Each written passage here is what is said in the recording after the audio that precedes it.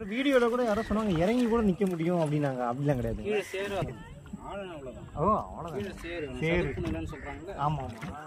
இது கடலோட back water இது. பேக் வாட்டரா? 6 மணி நேரம் கடல் தண்ணி உள்ள வரும், திருப்பி கடல் நோக்கி போகும். போயிடும். ஹைட். ஓ.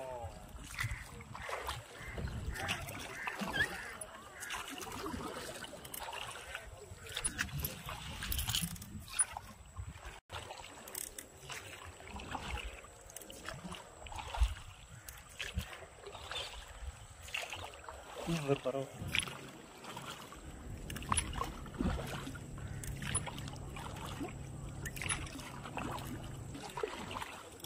அங்கங்க அப்படியே நடந்து போனா இடமும் நிலமும் இருக்குது. தடுப்பு நிலம்.